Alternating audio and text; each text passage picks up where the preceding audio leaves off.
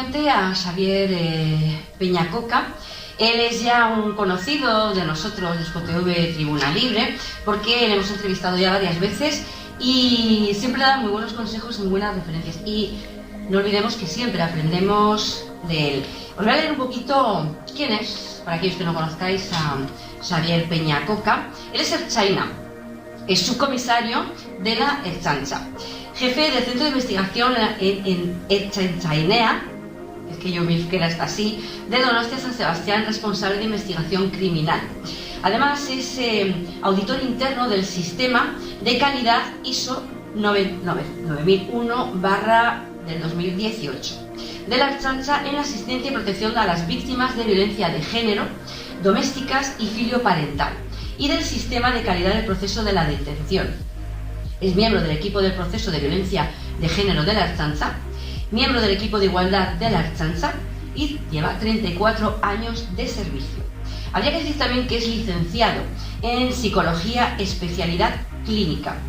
Tiene un máster en Interdisciplina de Violencia Doméstica y de Género certificado por el Instituto Estela Campae de Santiago de Compostela con la validez de la apostilla de la Haya. Luego pondremos abajo el banner porque bueno, es auditor interno, experto en investigación criminal, experto en mediación policial, experto en violencia de género doméstica y vicaria, eso me lo vas a explicar luego, y experto en igualdad de lenguaje no sexista e inclusivo. Esto último tiene otra entrevista, bienvenido, Javier. Hola, buenas tardes, Arratsaldeon. Buenas tardes. Bueno, comentaros también que estamos aquí en el Hotel María Cristina, en esta maravillosa suite royal que nos ha permitido su director Net utilizar para hacer esta entrevista con toda la tranquilidad del mundo. Así que vaya por delante también ese agradecimiento al Hotel María Cristina aquí en Donosti. Dicho esto, Javier, empezamos primero por que no se me olvide lo del lenguaje, o si quieres dime, ¿qué es esto de vicaria? Bueno, pues la violencia vicaria es un tipo de violencia machista, es un tipo de violencia de género, y aquí el agresor pues da un paso más. En vez de asesinar a la víctima, su pareja o expareja, lo que hace es asesinar a los hijos biológicos de la madre, que puede que sean de él o no. Todos conocemos el celebérrimo caso de Bretón. Sí. Y aquí lo que busca es hacer el mayor daño posible a su pareja o expareja. En todo lo que hace a ella le deja con vida, pero asesina a sus hijos. Pues empecemos, si te parece, por esta entrevista, porque creo que es fundamental. Todavía en el 2020 hablar sobre ello. Coméntanos un poquito, ¿qué tipos de delito, tipos de delito del Código Penal? Sí, bueno, en el ordenamiento jurídico del Código Penal pues tenemos 3 tipos de delitos.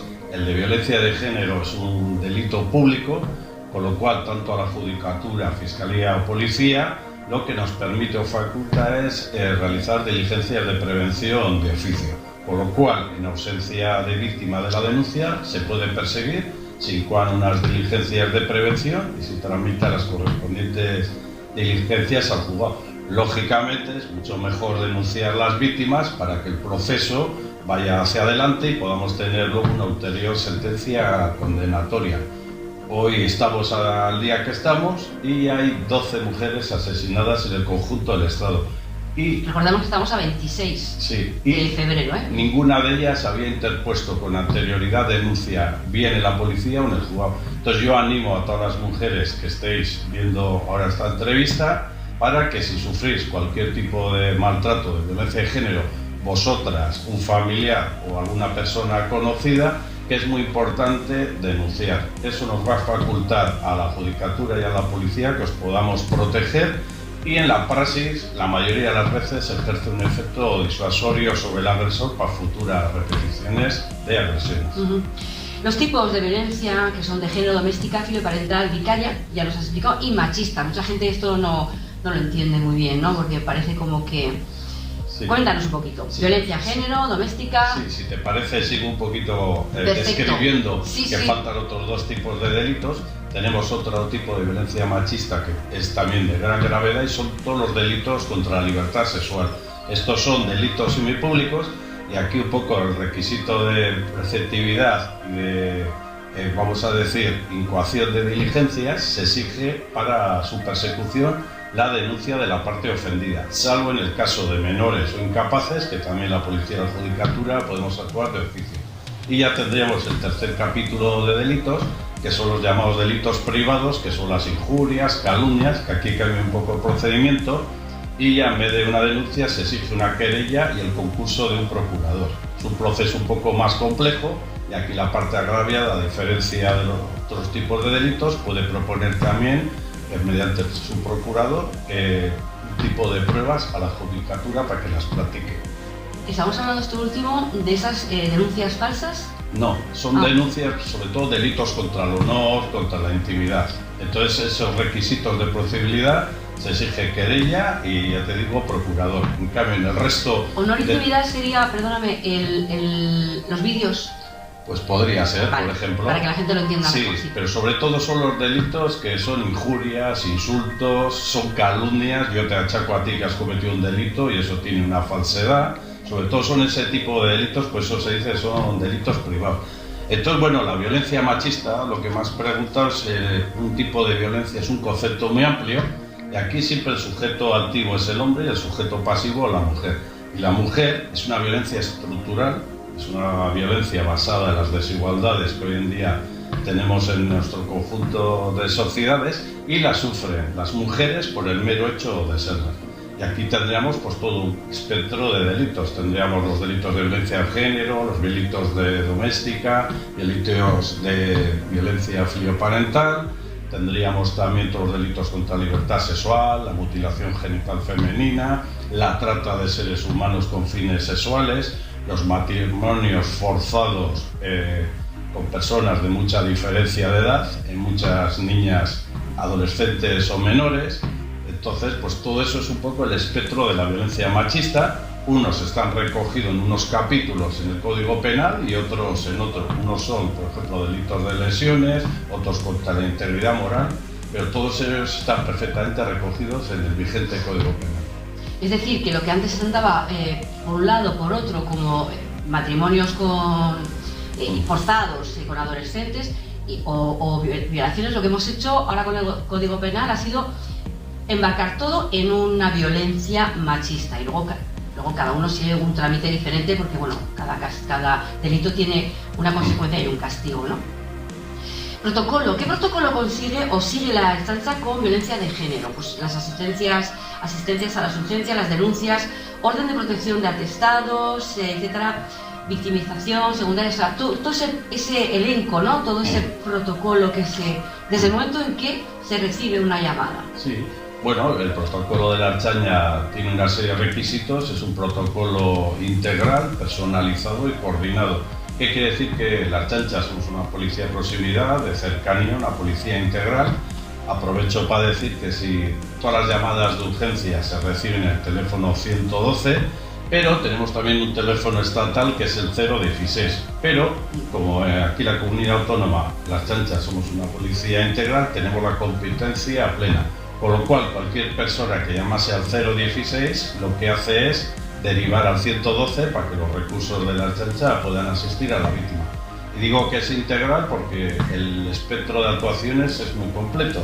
Data de cómo se recoge la llamada de urgencia, cómo asistimos a la víctima en esa primera urgencia, se la protege tanto a ella como a los demás, se la informa de sus derechos a la víctima, se le informa de las consecuencias de poner una denuncia, de solicitar una orden de protección, le hacemos todo tipo de traslados a demanda de la víctima, si quisiera al juzgado la trasladamos, si hubiera un foco de tensión en el domicilio familiar y el agresor, vamos a decir, quisiera permanecer, si ella lo desea voluntariamente la trasladaríamos también en vehículos no camuflados al domicilio de un familiar. ¿Por qué no camuflados?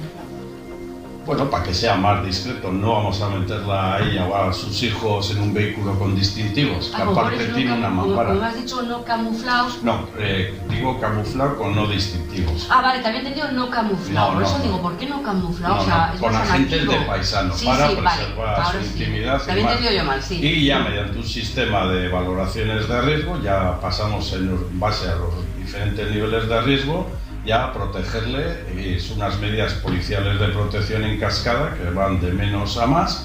Y luego, posteriormente, todas las comisarías tenemos especialistas, tenemos 22 comisarías en toda la comunidad autónoma, son las cabeceras de las demarcaciones de la comarca y todos los pueblos, y tenemos capacidad de las 24 horas todos los días del año para que haya un especialista que a la víctima la asesore bien de sus derechos.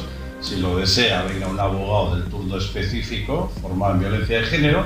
También trabajamos en red con el resto de operadores, por ejemplo de la Diputación, y si la víctima por su estado psicoemocional estuviera alterada o no pudiera estar con la debida tranquilidad para interponer la denuncia, vendrían 2 especialistas a hacerle contención emocional y asesorarla. Y le asignamos luego lo que llamamos el ertzaina de referencia.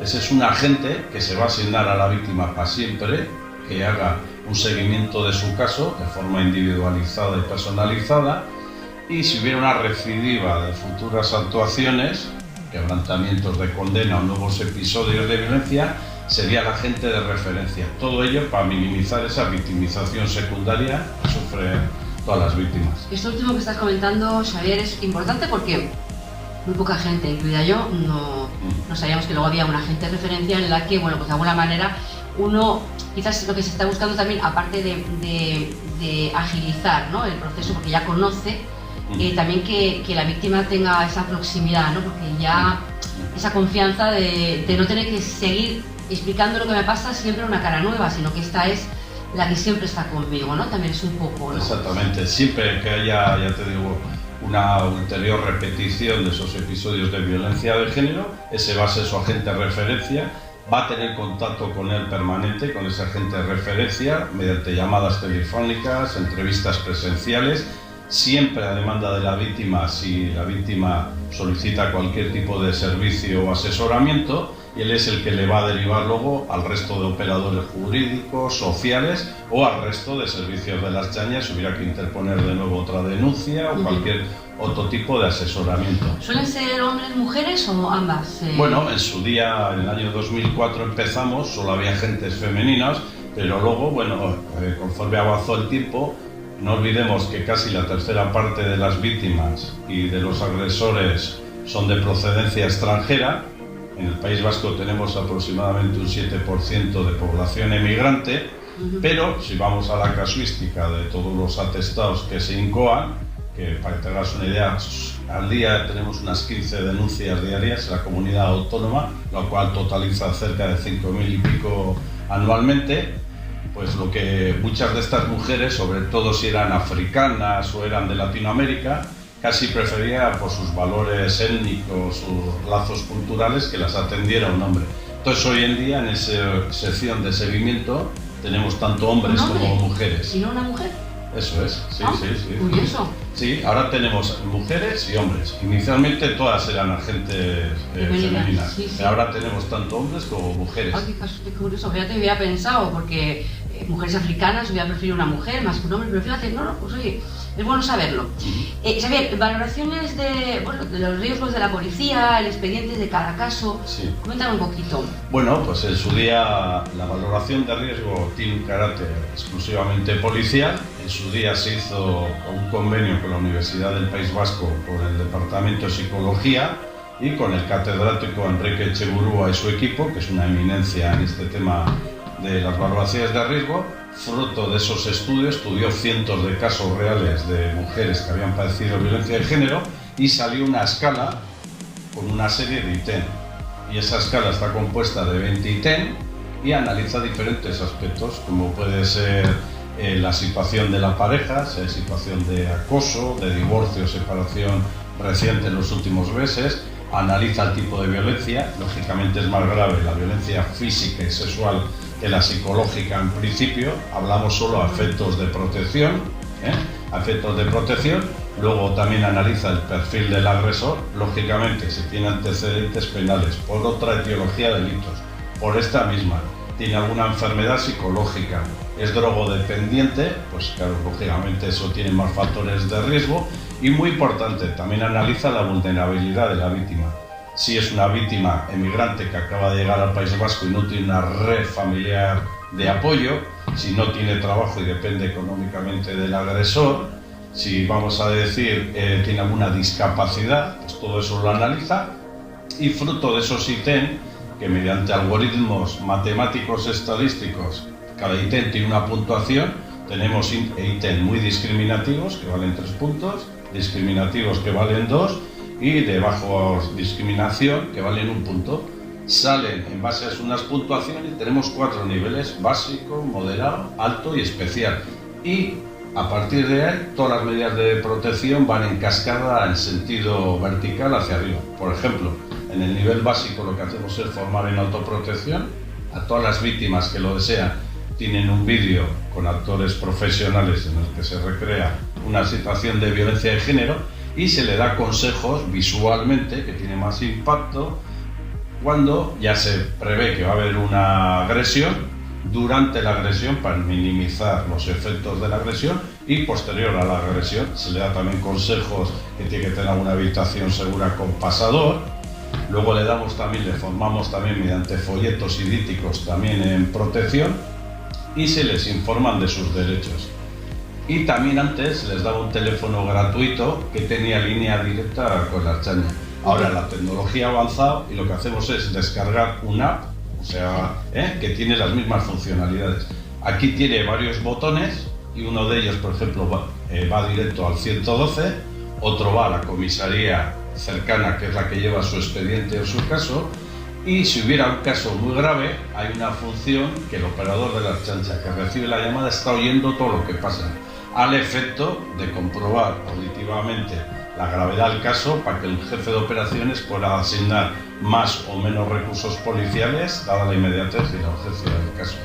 Luego tenemos ya el nivel alto. Aquí lo que hacemos es que nos firme la víctima unos formatos para que no atente contra la ley de protección de datos, la 1599, y con esos datos ya nos permite acceder a otros operadores para que la asesore legalmente, policías locales también para que la puedan proteger, y las patrullas lo que hacen es unas fichas en la que viene una sinopsis de todo el caso y lleva las fotos de la víctima y el agresor. Entonces habrá ahí, bien mediante recursos uniformados o de paisano, portarán esas fichas y vigilarán todos los alrededores del domicilio, las rutinas de la víctima cuando lleva a sus hijos al colegio, cuando acude al trabajo, cuando sale. Y aquí también habrá casos que son muy graves y entonces lo que hacemos es una vigilancia más discreta que le llamamos contravigilancia, y aquí exclusivamente se hará con agentes de paisano. Y ya el riesgo especial, que es el más alto, si concurren una serie de parámetros que da ya riesgo especial, podríamos incluso asignar a la víctima escolta 24 horas. Xavi, me estabas comentando el tema de escoltas para las mujeres maltratadas. Sí, un poco eso. Cuando la herramienta informática ya da riesgo especial, ahí ya posiblemente tenemos un caso muy grave en el que ha habido una agresión física o sexual o psicológica muy grave, o ha habido reiteración de episodios ya de violencia de género, o ha vulnerado repetidas veces la orden de alejamiento. Mientras esté en libertad provisional, lo que hacemos es ponerle una escolta privado.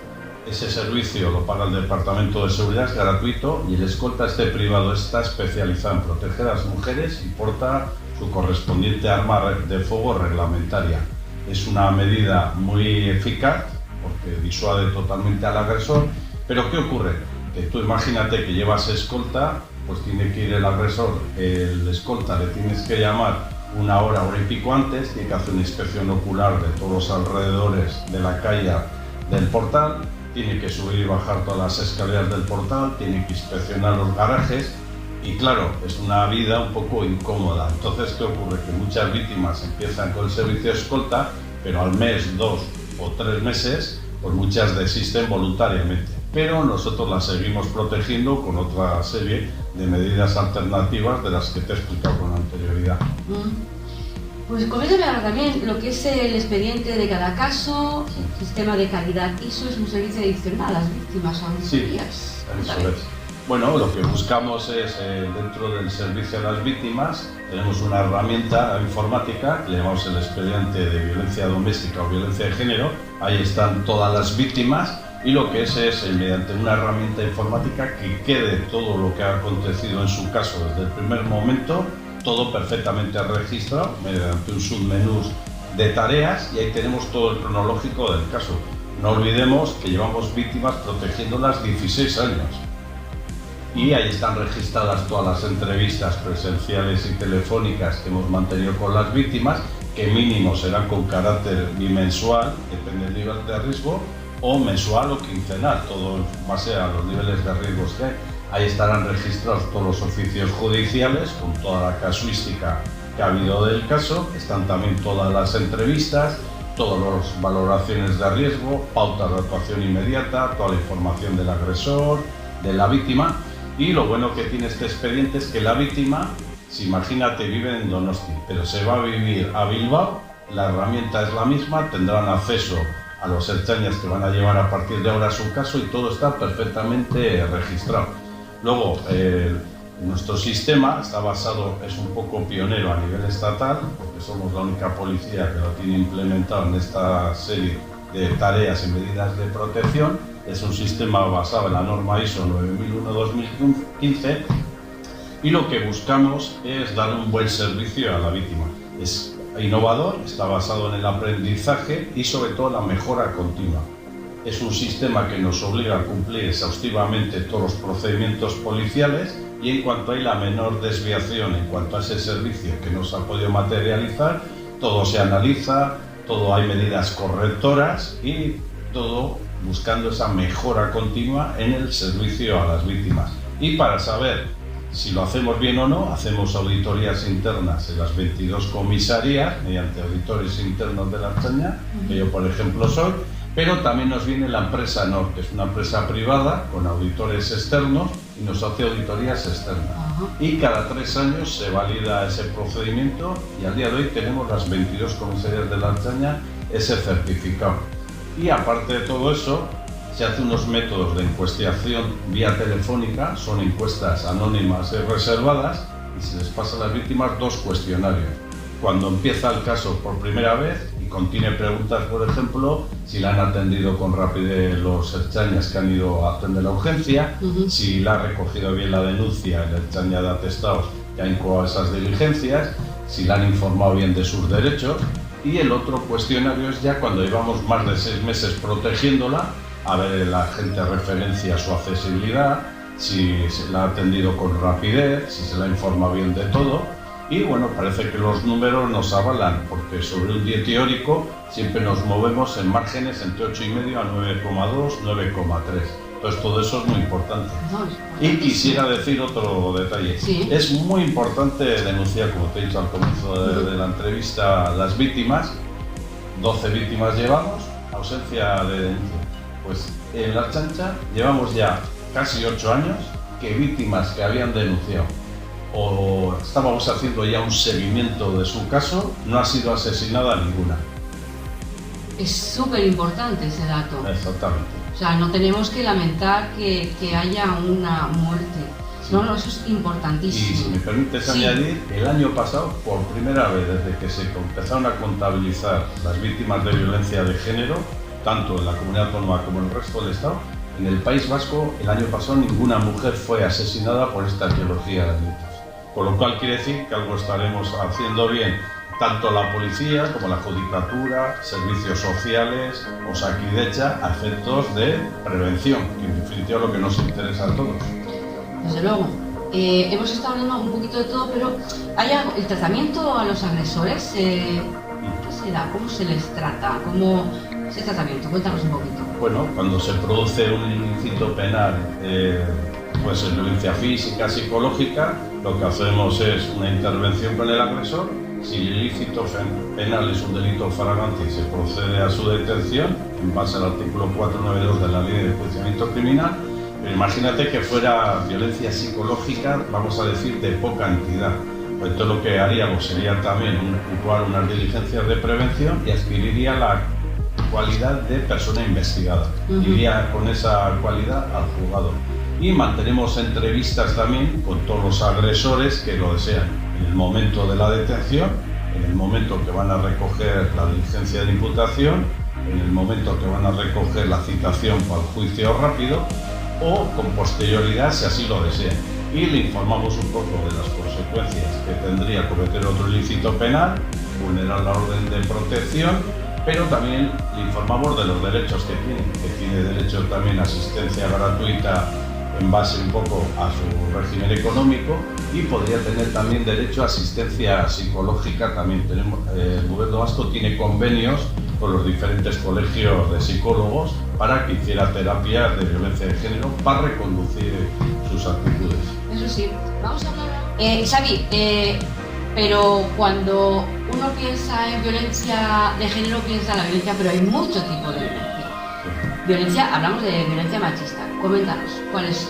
Que al principio nos has dicho un poco, pero vamos a hacer un poco más de caso. Violencia de género es, a efectos legales, es la violencia que ejerce el varón sobre su mujer, pero con el requisito de que sea pareja o expareja, o exista una análoga relación de afectividad o la haya existido. A partir de ahí, eso quiere decir que va a haber discriminación positiva en las normas legales, que va a ser más grave cuando un hombre ataca a una mujer que a la inversa, sobre todo a efectos legales y punitivos. Y me dirás, eso es anticonstitucional. Se recurrió en su día a varios preceptos de esta ley, pero al día de hoy ninguno ha sido declarado como anticonstitucional. ¿Por qué? Porque en este caso está justificada la discriminación positiva, porque todos los años son asesinadas de 70 a 80 mujeres. Entonces, lógicamente, hay que proteger un bien como está reconocido, que es el derecho a la vida. A la vida. Pero también hablamos de tratas de seres humanos con fines sexuales, la explotación sexual, que es lo que conocemos vulgarmente, ¿no? La mutilación genital femenina y hablamos de matrimonios forzados a temprana edad, infantilicio de niñas, además, ¿no? ¿Qué cantidad de... Coméntanos todo esto un poquito, que luego entramos más en materia. Sí, por ejemplo, ya en el año 2016 la Ertzaintza tiene un plan que es para combatir la trata de seres humanos con fines sexuales. Está incluida en un grupo que lidera Emakunde, que es el... Ay, perdóname, ¿solamente es de mujeres o también hablaríamos de hombres? Porque claro... En principio de mujeres. De mujeres, vale. Está usando violencia machista. No, diciendo de la trata sexual. Sí, en principio mujeres vale. La mayoría de los casos son mujeres. Y ese grupo lo que ha hecho es trabajar de forma innovadora también lo que es toda la prevención y erradicación en el País Vasco de la trata de seres humanos. Lo primero que hicieron fue conformar un grupo que está formado por 5 hombres y 5 mujeres, y han diseñado un plan de actuación general para las 22 comisarías. Lo que han hecho es ir a todos los sitios que se ejerce la prostitución en el País Vasco, sean prostíbulos, pisos, y se han entrevistado con todas las mujeres que ejercen la prostitución, pero siempre en la privacidad, sin estar ni la madame delante, ni estar un poco los escoltas que suele haber allí y demás. Todo ello para que puedan... Eso es. Todo ello para que puedan hablar en privacidad, se les ha informado sus derechos y se les ha dejado tarjetas de contacto. Y fruto de ese trabajo salió un censo que más o menos ejerce la prostitución en el País Vasco en orden a 1050 a 1100 mujeres, y se detectó unos 300 y pico locales o pisos en los que se ejerce la prostitución. Ha dado muchos frutos ya ese trabajo. Ya ha habido prostitutas que han dicho que han venido aquí engañadas y han ejercido la prostitución mediante acoso, intimidación o fuerza, y muchas de ellas han podido salir gracias al trabajo del plan que tenemos implementado en la Muchas veces serían menores, ¿no? Muchas de ellas. No, en principio los casos que hemos detectado eran prácticamente mayores de edad. No olvides que muchas ciudadanas de los países del este vienen engañadas, se les hace una oferta laboral y luego mediante amenazas a ellas mismas aquí o a sus familias, que las mafias de ahí les van a hacer daño, pues las tienen cohibidas. Y luego tenemos también, por ejemplo, prostitutas que son de África o Latinoamérica, que con prácticas que a nosotros nos parecen absurdas, a ellas les sirven, como es el vudú, para tenerlas amenazadas y atemorizadas. Y luego el hecho de tener que devolverles el dinero, ¿no? Sí. Ese dinero hipotético de un viaje de 30 o 40 mil euros y están trabajando para devolverlo, ¿no? Eso es. Pero lo están haciendo mediante la intimidación o la fuerza, claro, lógicamente. Y luego pues tenemos también el plan un poco contra la mutilación genital femenina. En Euskadi tenemos aproximadamente un 7% de población emigrante, estamos hablando de 150 a 160.000 personas, pero de esa totalidad de los emigrantes tenemos unas 11.000 personas que provienen de países en los que la mutilación genital femenina es una práctica generalizada. Podemos hablar de Nigeria, Mauritania, Yemen, países de Asia, como Afganistán o el otro, y de esas 11.000 tenemos aproximadamente una población de riesgo que sería unas 1.000 niñas que son menores de edad. Entonces, aquí hay un protocolo liderado por Emakunde, con una serie de consejos profesionales basados en la prevención, con enfoque de género y sobre todo con los derechos humanos de esas personas. Y lo que se hace es, cada vez que viene una población emigrante de esos países al País Vasco, lo primero que se hace es en los colegios, se les abre una ficha y ya se explora un poco el entorno laboral. Si detectan que ya la madre o cualquier hermana mayor ha sufrido la ablación, pues lógicamente lo comunican a Osakidetza, que sería el siguiente paso. El siguiente paso es Osakidetza, también mediante revisiones ginecológicas o pediátricas, también si detectara que ya hay algún familiar o la madre, estaríamos hablando ya de factores de riesgo, obviamente, claro. Porque no olvidemos que en todos los países la mutilación genital femenina es anterior al advenimiento de las religiones, con lo cual se practica en países musulmanes, pero también en países donde hay cristianos y el catolicismo, como puede ser Nigeria, Filipinas. Filipinas también, sí, se practica. Sí, porque el tema es por etnias. Sí. O sea, no es países. Hay etnias dentro de un país que las practican y otras que no. Entonces el tema es la etnia. Entonces Osakidetza lo que hace es recoger también esa información y explora. Y si ya han venido, vamos a decir, con la ablación hecha, eso no es perseguible con nuestra legislación. Eso te iba a preguntar, ¿no se les persigue? Pero si ya vienen hechos, no. Pero si reside la familia aquí, tanto ellos como los hijos, y aprovechan un viaje que suele ser cuando se materializa, por ejemplo, las vacaciones estivales, se les advierte que eso en España es un delito muy grave, es el artículo 149 del Código Penal, que la pena es de 6 a 12 años, y Osakidetza les hace firmar un documento que se llama el compromiso preventivo. ¿Pero si se van sin avisar? Pues si se van sin avisar y vuelven ya con las niñas hechas a práctica, pues sería ya, lógicamente, sería un fracaso del sistema. Aquí lo que interesa es la prevención, sobre todo. Pero los datos son esperanzadores y optimistas. El último caso que ha habido en el País Vasco fue en el año 2013 en Vitoria. 4 niñas de ascendencia de Mali, que es un país africano, fueron de vacaciones a su país y volvieron las 4 con la ablación practicada. Desde entonces ya se empezó a activar un protocolo, inicialmente en Bilbao, que es donde las ciudades del País Vasco donde más emigración hay. Eso ya empezó a funcionar y ya a partir de ahí ya se extendió el protocolo y parece que funciona, porque llevamos 7 años que no ha habido ningún caso. Pero volvemos a lo que estabas comentando, se les avisa de que es un delito en España.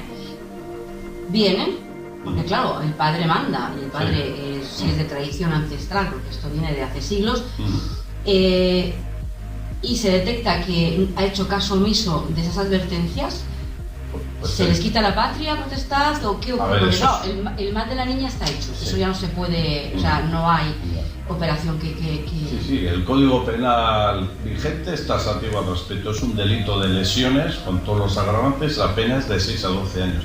Si se produjera, el padre y la madre serían condenados siempre y cuando residan aquí, insisto, igual que las niñas, y claro, por supuesto la Diputación les quitaría lo que es la tutela de esos hijos. Pero el protocolo funciona, es un protocolo institucional, servicios sociales, Osakidetza, educación, y si ya tuviéramos que intervenir la policía, pues ya sería que ha fracasado el sistema, porque lógicamente se hubiera producido el hecho delictivo. Pero mi mensaje es optimista, llevamos 7 años en el País Vasco que no ha habido ningún caso, o sea que funciona. Aquí no, ni vuelven ni lo practican aquí. No. Osakidetza detecta el año pasado 70 niñas con ablación y el año anterior otras 60 y tantas. Pero ya todas se lo habían hecho en sus países de origen antes de... Claro, me refería aquí, que se hace aquí escondidas y se vuelve con ellas. Se lo habían practicado en sus países de origen, donde en muchos de ellos ni siquiera es delictivo, y en las revisiones pediátricas se había detectado. Piensa que los factores de riesgo que se analizan es si proceden de un país de esos, se estudian también las etnias y luego también el nivel cultural de los padres y sobre todo la postura que tienen en cuanto a la ablación. Pero la praxis dice que si el padre se niega a eso, esa niña no corre el menor peligro, porque prevalece un poco lo que dice el varón. Exactamente. El varón, que volvemos otra vez a lo que es una ley machista, lo que el hombre diga. Eso es, pero la comunidad autónoma funciona. Ya te digo que 7 años hacen un trabajo excelente el Instituto Vasco de la Mujer en Emakunde, Osakidetza, el Departamento de Educación y los servicios sociales. Vamos a hablar de infantilicios, pero de niños. Sí, bueno, ese es un fenómeno que aquí de momento no hemos tenido ningún caso. Niños, ¿no? Sí, pero eso se practica sobre todo en países de África y Asia y sobre todo es un poco en China. Ha habido muchos casos cuando sobre todo la legislación solo les permitía tener un hijo, entonces prevalecía siempre la condición de niño varón. Sí. Y en cuanto a los matrimonios forzados, pues también eso es práctica habitual en países como Sudán, Afganistán y demás. Aquí no hemos tenido ningún caso, pero lógicamente, como es un tipo de violencia machista que viene recogida en el Código Penal, estamos con las instituciones vigilantes, pero la labor preventiva se ve que funciona, pues tampoco hemos tenido ningún caso. ¿Y qué pasaría si entra un matrimonio de estos? Ya hecho, consumado, en su país, pero vienen aquí a residir. Bueno, pues un hombre de 40 años, una niña de 13. Lo que en su país vale, aquí no tiene validez y habría que ver un poco qué situación está.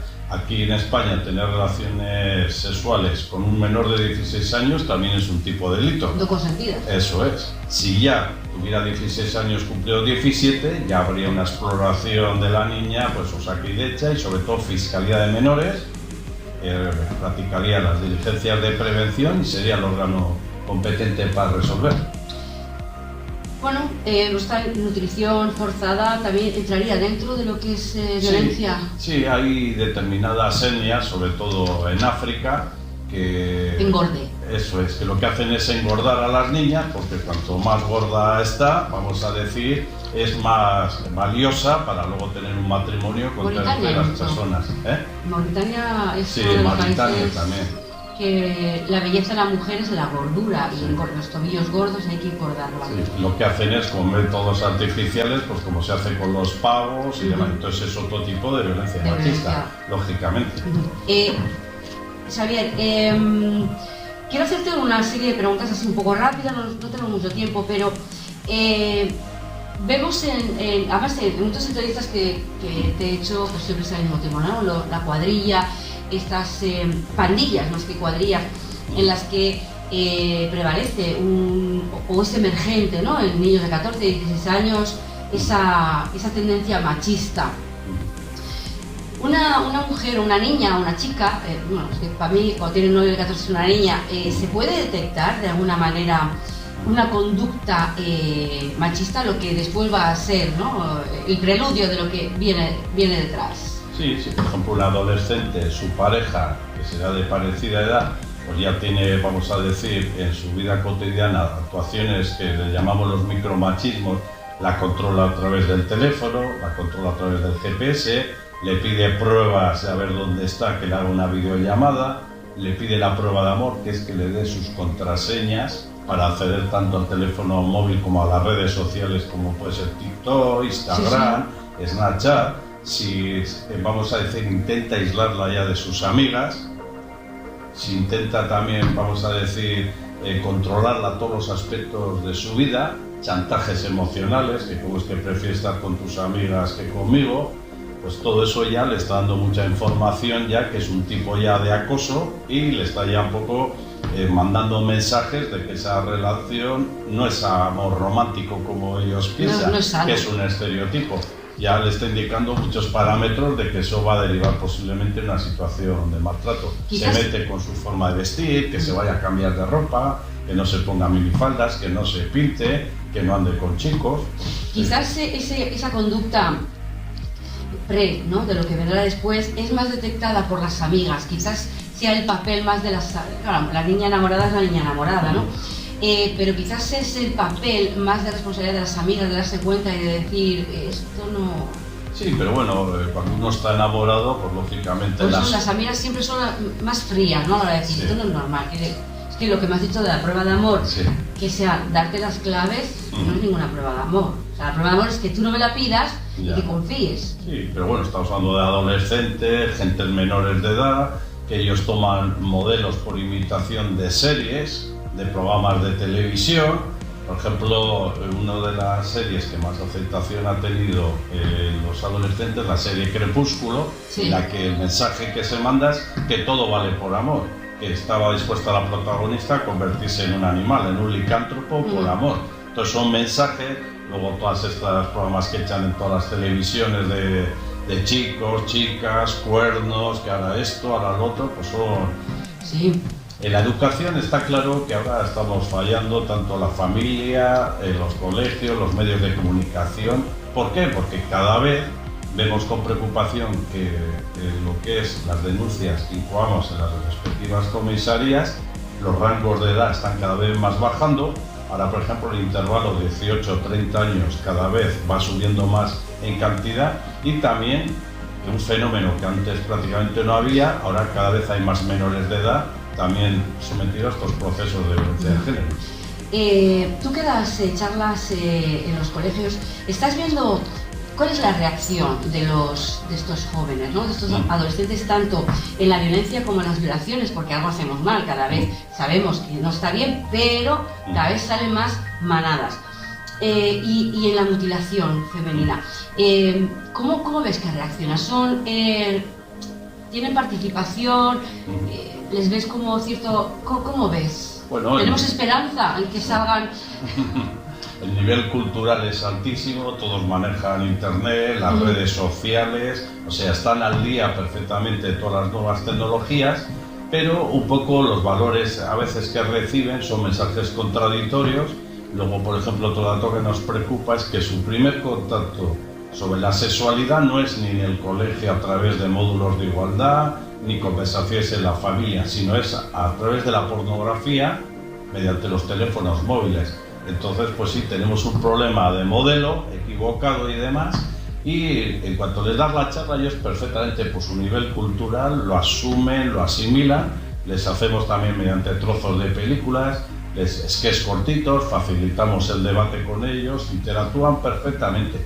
Pero luego sí es cierto que cuando hacen las preguntas o opinan, pues muchas ven normal que les pida las contraseñas del teléfono a su novio, que las controle, que esté atenta todo el día preguntándole a ver con quién está. Entonces todos esos estereotipos y moldes son los que entre todos tenemos que estar alineados para intentar revertir esa situación y cambiar todos esos modelos por la igualdad, la resolución de conflictos de forma pacífica, la negociación en todos los hechos cotidianos. Y bueno, hay que ser optimistas. Esperemos. Y ya para finalizar, Xavi, cuando encontramos, te pregunto, es una pregunta, cuando encontramos una situación, ¿no? Una situación en la que se nos antoja violencia machista, pues vemos a un hombre, ¿no? Reprochar o insultar o vilipendiar a su pareja, que no es normal, porque la discusión la podemos tener todo el mundo, pero no, ese tipo de discusión es bueno que hagamos una reflexión en alto, o sea, que estemos, o que le digamos alguna cosa, y sobre todo, ya no solamente a las mujeres, sino que esa complicidad de los hombres, ¿no? Sea un hombre el que le esté reprochando esa actitud públicamente, ¿es bueno o es mejor?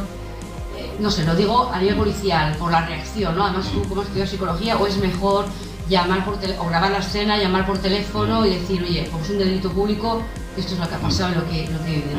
Cualquier profesional o particular que presenciemos un delito estos de violencia de género, estamos en la obligación de denunciarlo o comunicarlo a las respectivas autoridades.